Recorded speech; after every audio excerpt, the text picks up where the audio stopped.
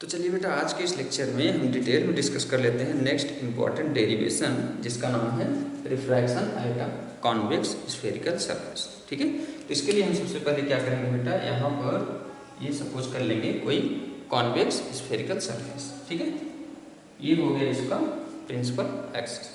ठीक है, ये हो गया इसका पोल। ठीक है, यहाँ पर कोई हम पॉइंट साइज का ऑब्जेक्ट एट पॉइंट ओ पर, प्रिंसिपल एक्सिस के एट पॉइंट ओ पर कोई पॉइंट साइज का ऑब्जेक्ट रख रहे हैं। ठीक है, तो इसके इमेज का फॉर्मेशन कैसे होगा। ठीक है, तो सबसे पहले यहाँ पर हम सपोज कर लेते हैं ये फर्स्ट मीडियम हो गया μ1 और ये नेक्स्ट मीडियम हो गया μ2। ठीक है, इसको हम ऑप्टिकली रेयरर मीडियम सपोज कर ले रहे हैं और इसको हम ऑप्टिकली डेंसर मीडियम सपोज कर ले रहे हैं। ठीक है, और इधर हम डेंसर मीडियम सपोज करने के लिए इधर का मीडियम जो है हम वाटर की तरह एज्यूम कर सकते हैं। ठीक है, वाटर जो होगा ऑप्टिकली डेंसर मीडियम होगा कंपेयर टू दिस। ठीक है, एयर। तो यहाँ पर बेटा इसके इमेज का फॉर्मेशन हम देखते हैं। तो इमेज के फॉर्मेशन के लिए हमें टू रे ऑफ लाइट का इंटरसेक्शन पॉइंट चाहिए। तो यहाँ से हम ये कोई first ray of light suppose कर लेते हैं, इस ऑब्जेक्ट से चल रही है और इसके स्फेरिकल सरफेस के एट पॉइंट एन पर, किसी पॉइंट एन पर इंसिडेंट हो रही है। ठीक है, तो अपर्चर के एन पॉइंट पर इंसिडेंट हो गई, तो इसका बेटा सेंटर ऑफ कर्वेचर जो है इधर लाई करेगा। ठीक है, तो इस पॉइंट को अगर हम सेंटर ऑफ कर्वेचर से ज्वाइन कर दें, ठीक है, इस पॉइंट को अगर हम सेंटर ऑफ कर्वेचर से ज्वाइन कर दें तो ये जो लाइन होगी ये हो जाएगी नॉर्मल एट दिस पॉइंट। ठीक है, तो नॉर्मल से ये जो एंगल फॉर्म हो रहा है, इंसिडेंट रे जो एंगल फॉर्म कर रही है, इसको हम बोलते हैं एंगल ऑफ इंसिडेंस। ठीक है, तो ये आफ्टर रिफ्रैक्शन कुछ इस टाइप का पाथ फॉलो करेगी, क्योंकि ray of light optically rare से ऑप्टिकली डेंसर मीडियम में ट्रेवल कर रही है, तो ये नॉर्मल की ओर बेंड हो जाएगी। ठीक है, इसको हम बोलेंगे रिफ्रैक्टेड रे। ठीक है,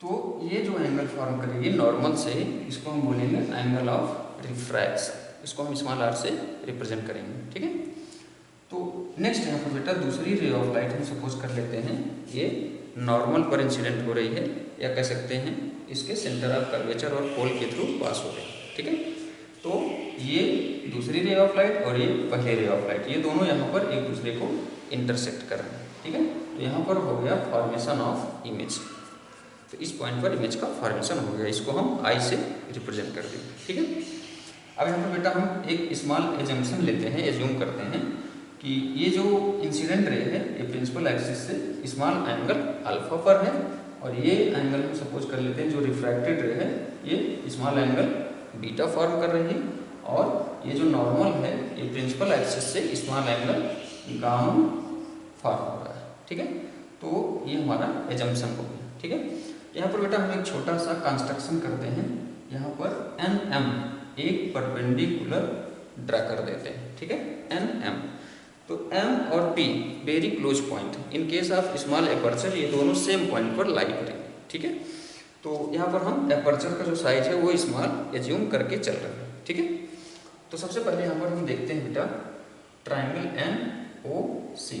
ठीक है, फ्रॉम ट्राइंगल एन ओ सी, तो ट्राइंगल एन ओ सी में ये जो ट्राइंगल है ये एक्सटीरियर, इसको हम जिसको एंगल ऑफ इंसिडेंस बोले हैं आई, तो आई जो है इस ट्राइंगल का हो गया एक्सटीरियर एंगल। एक्सटीरियर एंगल आगे के मतलब ट्राइंगल के दोनों इनर एंगल के सम के इक्वल होता है, तो एंगल ऑफ इंसिडेंस यहाँ से हो जाएगा, मतलब आई का वैल्यू जो है वो हो जाएगा यहाँ से अल्फा प्लस गामा। ठीक है, इसको हम सपोज कर लेते हैं क्वेश्चन नंबर 1। ठीक है, अब यहाँ से बेटा अगर हम दूसरे ट्राइंगल की बात करें एन आई सी, ठीक है, from triangle N I C, N I C. ठीक है, तो एन आई सी से ये हो गया आपका एक्सटीरियर एंगल। ठीक है, सेम वे में जैसे हम इसके पहले वाले कॉन्सेप्ट में देखे थे, तो एंगल यहाँ पे गामा इज इक्वल टू आपका हो जाएगा beta plus R, beta plus R. इसको हम चलिए यहाँ से आर की वैल्यू अगर कैलकुलेट कर लें तो ये हो जाएगा गामा माइनस बीटा, इसको हम सपोज कर लिए इक्वेशन नंबर 2। ठीक है, अब यहाँ पर हम क्या करते हैं बेटा, यहाँ पर लिखेंगे इन case of very small aperture, इसको हम बोलते हैं अपर्चर, ठीक है। तो इसका अगर हम साइज स्मॉल सपोज कर रहे हैं तो P जो होगा वो M के वेरी क्लोज होगा, ठीक है। और यहाँ पर नेक्स्ट एजम्पशन हम क्या सपोज कर रहे हैं बेटा, जो वेरी वेरी मोस्ट इंपॉर्टेंट है, यहाँ पर अभी हम एजम्पशन जो है इसको लास्ट में पॉइंटेड कर रहे हैं, ठीक है। तो यहाँ पर जो है पहला एजम्पशन हम सपोज कर रहे हैं कि ये जो इंसिडेंट रे है प्रिंसिपल एक्सिस से स्मॉल एंगल फॉर्म कर रहे हैं, ठीक है। रिफ्रैक्टेड रे जो है प्रिंसिपल एक्सिस से वेरी स्मॉल एंगल फॉर्म कर रहे हैं, ठीक है। और ये जो नॉर्मल है ये भी प्रिंसिपल एक्सिस से वेरी स्मॉल एंगल फॉर्म कर रहे हैं, ठीक है। और ये पॉसिबल है in case of very small aperture.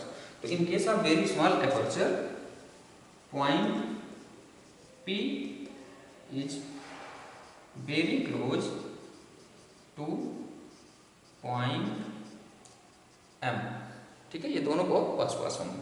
और यहाँ पर हम क्या सपोज कर ले रहे हैं कि अल्फा बीटा और गामा वेरी स्मॉल एंगल है।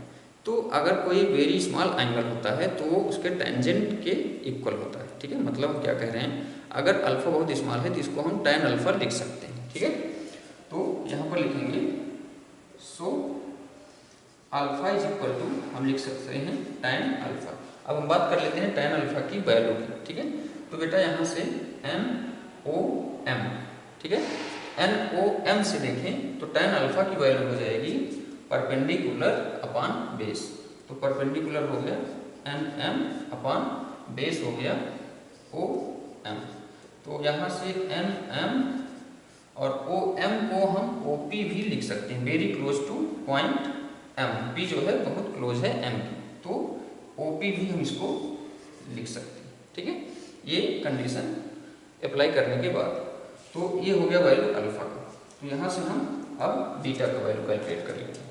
तो बीटा का वैल्यू कैलकुलेट करने के लिए NIM देखिए, ठीक है। तो यहाँ से tan बीटा का वैल्यू हो जाएगा, tan बीटा का वैल्यू हो जाएगा परपेंडिकुलर अपॉन बेस। तो ये हो गया NM अपॉन MI, ठीक है। या इसको हम लिख सकते हैं NM अपॉन PI भी लिख सकते हैं, PI भी इसको हम लिख सकते हैं, ठीक है। अब हम बात कर लेते हैं वैल्यू ऑफ गामा की। तो यहाँ से gamma is equal to tan gamma is equal to, तो देखेंगे इसके लिए ये परपेंडिकुलर और ये बेस। तो परपेंडिकुलर हो गया NM अपॉन बेस हो गया MC, ठीक है। या इसको हम लिख सकते हैं NM अपॉन PC, यहाँ से PC भी हम इसको लिख सकते हैं, ठीक है। तो ये वैल्यू हो गया अल्फा बीटा और गामा का, ठीक है। अब हम आगे बढ़ेंगे, यहाँ से देखेंगे, यहाँ से बेटा अगर हम इस रे ऑफ लाइट के लिए स्नेल लॉ यूज करें फ्रॉम स्नेल्स लॉ, ठीक है। तो स्नेल लॉ होता है आपका sin I by sin R, ठीक है। रे ऑफ लाइट यहाँ फर्स्ट मीडियम से सेकंड मीडियम में ट्रेवल कर रही है। तो इसको हम ऐसे भी लिख सकते हैं 1μ2, या इसको हम ऐसे भी लिख सकते हैं μ2 अपॉन μ1, ठीक है। तो यहाँ से अगर हम क्रॉस मल्टीप्लिकेशन करें तो μ1 sin I is equal to μ2 sin R, ठीक है। तो in case of very small angle बेटा ये sin I के इक्वल होता है और sin R के इक्वल होता है, ठीक है। तो यहाँ हम लिख सकते हैं μ1 I is equal to μ2 R, ठीक है। तो यहाँ से I और R का वैल्यू इक्वेशन 1 और 2 से इक्वेशन 3 में हम रख सकते हैं, ठीक है। तो इक्वेशन 3 हमारा क्या हो जाएगा, μ1 I का वैल्यू यहाँ पर है अल्फा प्लस गामा, μ2 R का वैल्यू यहाँ से है गामा माइनस बीटा, ठीक है। चलिए इसको हम आगे कंटिन्यू करेंगे।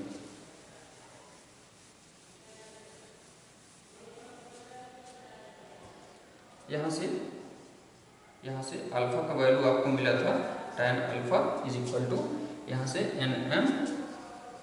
NM अपॉन बेस आपका आया था OM, ठीक है। और OM को हम NM अपॉन OP भी लिख सकते हैं, ठीक है। तो ये था अल्फा का वैल्यू। चलिए तो यहाँ से ये हो गया आपका μ1 अल्फा, अल्फा का वैल्यू यहाँ से हो गया NM अपान OP प्लस यहाँ से गामा, गामा का वैल्यू हमको मिल गया NM अपान PC, ठीक है, इज इक्वल टू, अब यहाँ से हम देखेंगे म्यू टू गामा, गामा का वैल्यू यहाँ से NM अपान PC मिल गया, ठीक है, माइनस बीटा, बीटा का वैल्यू मिल गया NM अपान PI, ठीक है। बहुत ही इजी सा डेरिवेशन है, आगे हम कंटिन्यू करेंगे। तो μ1 यहाँ से देखेंगे NM कॉमन करके भी हम इसको कैंसिल कर सकते हैं, ठीक है। तो यहाँ से μ1 1 upon OP plus 1 upon PC is equal to μ2 1 upon PC minus 1 upon PI, ठीक है। अब इसको हम कंटिन्यू करेंगे।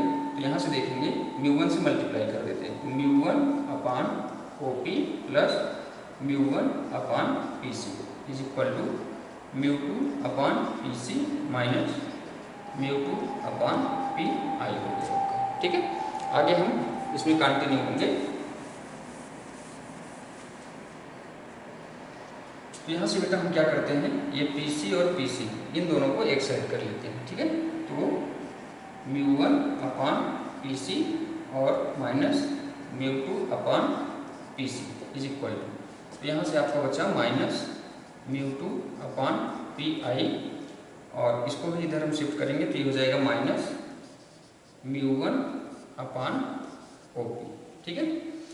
तो μ1 अपान PC इसको हम ऐसा करते हैं माइनस से मल्टीप्लाई करवा देते हैं, ठीक है।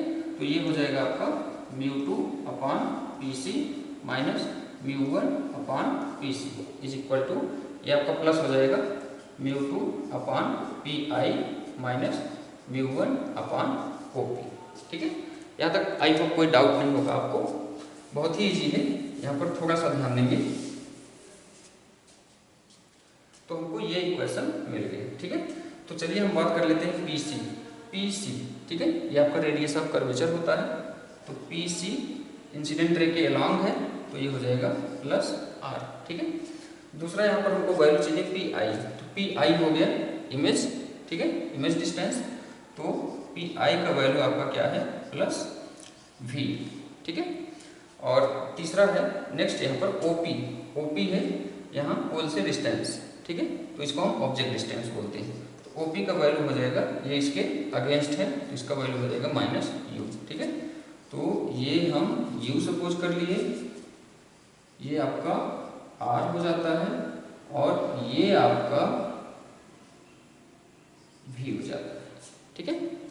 तो यहाँ से हम सबको वैल्यू इसमें रख देते हैं। तो μ2 अपान PC, ठीक है, PC का वैल्यू यहाँ से हो गया प्लस R, ठीक है, माइनस μ1, तो μ1 का वैल्यू भी हो गया आपका प्लस R, ठीक है, इज इक्वल टू μ2, तो μ2 अपान PI, तो PI हो गया इमेज डिस्टेंस, ये हो गया प्लस V, ठीक है, माइनस, तो यहाँ पर बेटा हम इसको माइनस से मल्टीप्लाई किए थे, वेरी सॉरी, ये आपका प्लस आया था, ठीक है, माइनस से मल्टीप्लाई किए थे तो ये रिवर्स हो गया, मतलब ये माइनस हो गया, ये प्लस हो गया, तो प्लस वाला टर्म पहले आ गया, माइनस वाला टर्म बाद में आ गया, ये दोनों निगेटिव था तो ये दोनों हो जाएगा पॉजिटिव, ठीक है, इसके लिए सॉरी। तो यहाँ पर हो गया μ2 अपान PI का वैल्यू भी हो गया, फिर μ1, तो μ1 अपान OP, तो देखिए ये प्लस था, ठीक है, तो यहाँ पर इसको हम प्लस लिख दिए, तो OP का वैल्यू यहाँ माइनस U है तो हम माइनस U इसको ऐसे लिख सकते हैं। तो माइनस ना लिख करके हम इसको क्या कर देते हैं, यहाँ पर माइनस ना लिख करके यहाँ पर हम कर देते हैं माइनस, ठीक है। तो ये हमारा रिजल्ट आ गया μ2 upon V minus μ1 upon U is equal to μ2 minus μ1 upon R। इसको हम और सिंप्लीफाई करके लिख सकते हैं μ2 minus μ1 upon R is equal to μ2 by V minus μ1 by U, ठीक है। बहुत ही सिंपल सा डेरिवेशन है, यहाँ पर थोड़ा सा आपको माइंड करना है, थोड़ा सा कॉन्सेप्ट को माइंड करना है और एजम्पशन को, ठीक है। तो चलिए हम बात कर लेते हैं बेटा यहाँ पर एजम्पशन हम क्या क्या एज्यूम किए हैं, या कह सकते हो कि किस क्राइटेरिया पर ये रिजल्ट हम डेरिवेट कर सकते हैं। ठीक है, तो यहाँ पर हम कुछ एजम्पशन नोट करेंगे।